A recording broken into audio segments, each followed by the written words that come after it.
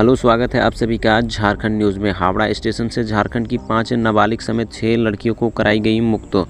Kolkata railway सुरक्षा बल ने हावड़ा स्टेशन से तस्करों के चंगुल से 5 नाबालिग लड़कियों समेत 6 लोगों को मुक्त कराया है। बताया जाता है कि मुक्त कराए गए सभी लोग झारखंड के दुमका जिले के रहने वाले हैं। सभी बच्चे आर्थिक रूप से कमज़ोर परिवारों से ताल्लुक़ रखते हैं। तस्कर बच्चों को लेकर 2287 हावड़ा एर्नाकुलम अंत्योदय एक्सप्रेस में सवार होने वाले थे। उससे पहले ही तस्कर गिरोह के 2 सदस्य गिरफ्तार कर लिए गए।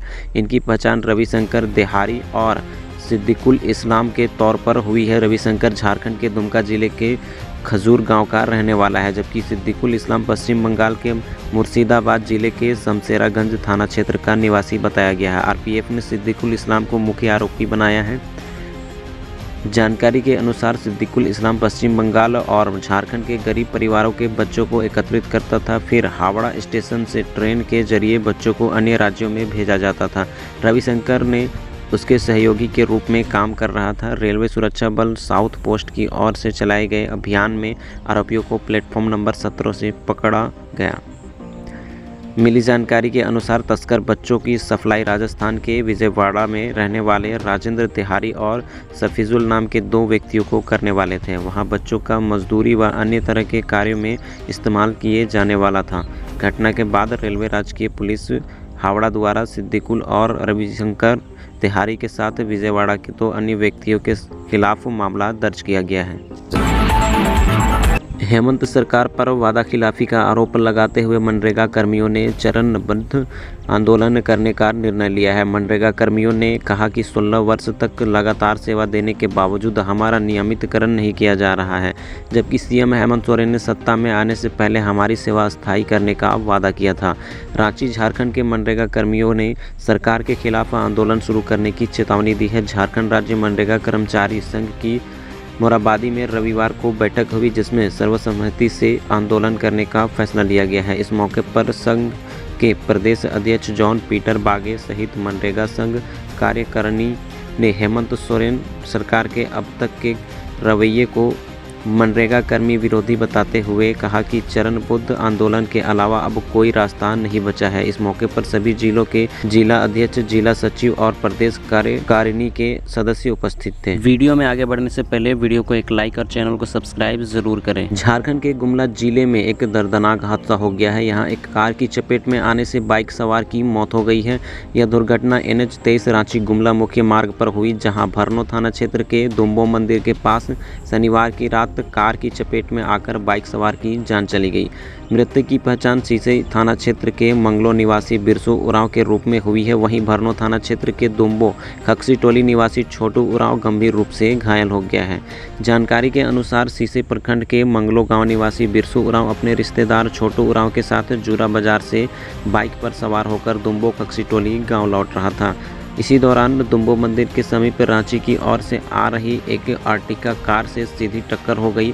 घटना स्थल पर ही बिरसू उरांव की मौत हो गई, जबकि छोटू उरांव गंभीर रूप से घायल हो गया है। 4 जून से सावन का महीना शुरू हो रहा है। आषाढ़ की बेरुखी के बाद लोग सावन में अच्छी बारिश की उम्मीद लगाए हैं। अन्नदाता किसानों को उम्मीद है कि अच्छी बारिश होगी तो खेती में धान रोपण हो पाएगी। पिछले साल का कम बारिश की वजह से धान रोपण औसत के मुकाबले महज बहुत कम रहा।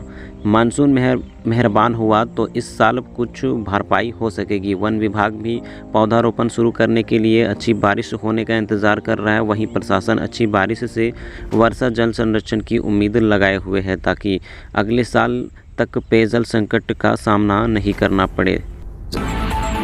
झारखंड के कोडरमा में एक बुजुर्ग के साथ अमानवीय घटना सामने आया है। अल्पसंख्यक समुदाय के लोग एक बुजुर्ग पर समाज के लोगों ने छेड़खानी का आरोप लगाते हुए उन्हें पूरी तरह पीट दिया। इसके बाद बुजुर्ग के मुंह पर कालिख पोतकर जूतों की माला पहनाकर उन्हें पूरे इलाके में घुमाया। पुलिस का कहना है कि मामला अज्ञात में आने के बाद 3 आरोपियों को गिरफ्तार कर जेल भेज दिया गया है। घटना झुमरी तलैया शहर के भदौडी मोहल्ले की है। यह रहने वाले 62 साल के बुजुर्ग मोहम्मद लाल पेशे से दर्जी है। उनकी बेटी ने बताया कि गांव के ही रहने वाले टीना मिस्त्री की बेटी ने पापा को चप्पलों से जमकर पीटा, साथ ही पापा के चेहरे पर कालिख पोत दी। और जूते की माला पहनाकर मोहल्ले में घुमाया। इस दौरान लोगों ने इसका वीडियो बनाकर वायरल कर दिया। बहरहाल मामले को लेकर पीड़ित की बेटी ने तलैया थाने में एफआईआर दर्ज कराई है। पीड़ित की बेटी का आरोप है कि सभी लोग जबरन उसके घर के एग्रीमेंट पेपर पर पिता से साइन करवाना चाहते थे, जिस बात से इनकार करने पर उनके पिता के साथ मारपीट की गई। हालांकि दूसरे पक्ष यानी कि आरोपियों ने बुजुर्ग पर छेड़खानी का आरोप लगाया है। मुख्यमंत्री हेमंत सोरेन ने पाकुड़ रेलवे स्टेशन पर कार्यकर्ताओं से की मुलाकात, अच्छी बारिश की कामना। झारखंड के गोड्डा जिले में एसबीआई बैंक से चोरी के मामले का पुलिस ने 2 दिनों के अंदर खुलासा किया है। पुलिस ने घटना में शामिल 2 चोरों को गिरफ्तार भी कर लिया है, साथ ही चोरी का सारा सामान भी बरामद कर लिया है। जानकारी के मुताबिक 28 जून 2023 को अज्ञात चोर के विरुद्ध शाखा प्रबंधक मुकेश कुमार ने चोरी का मामला दर्ज कराया था, जिसमें बैंक से 3 मॉनिटर और कीबोर्ड समेत कई सामान चोरी किए जाने की बात कही गई थी। मामला बैंक से जुड़ा हुआ था। पुलिस ने सक्रियता दिखाई। पुलिस ने एक टीम गठित की। टीम ने छानबीन की और मोतिया ओपी के बक्सारा निवासी राजकुमार यादव और सचिन यादव को गिरफ्तार कर लिया गया है।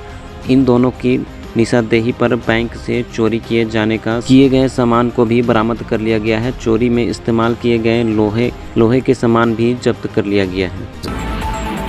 भारत सरकार के आदिवासी कल्याण मंत्रालय की ओर से आदिवासियों की विभिन्न परंपराओं को बचाने को लेकर एक सराहनीय पहल की जा रही है। इसी को लेकर गुमला में एक कार्यशाला का आयोजन किया गया, जहां आदिवासी समाज द्वारा बनाए जाने वाले कई सामानों की प्रदर्शनी लगाई गई।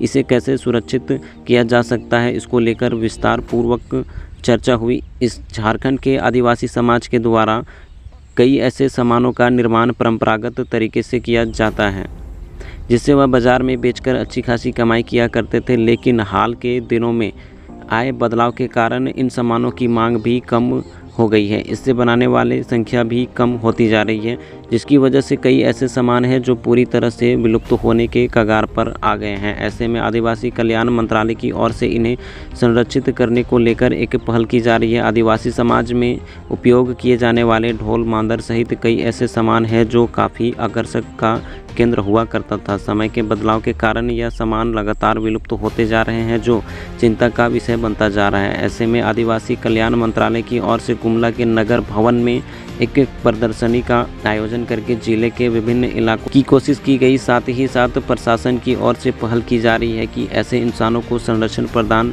किया जाए, ताकि एक तो यह सामान पूरी तरह से विलुप्त ना हो, इसके साथ ही ग्रामीणों के आय का स्रोत बना सके।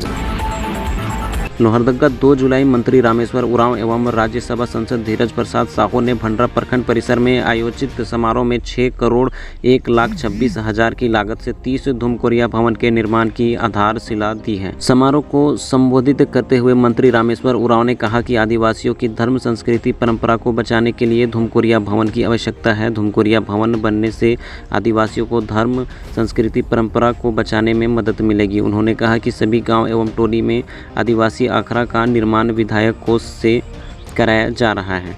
जहां भी धूमकोरिया भवन या अखाड़ा की आवश्यकता महसूस होती है, वहां के ग्रामीण आवेदन जरूर दें। हजारीबाग में अवैध अंग्रेजी शराब की बड़ी खेप बरामद, 365 कार्टून जब्त, ट्रैक्टर में लोड कर खपाने जा रहे थे बदमाश।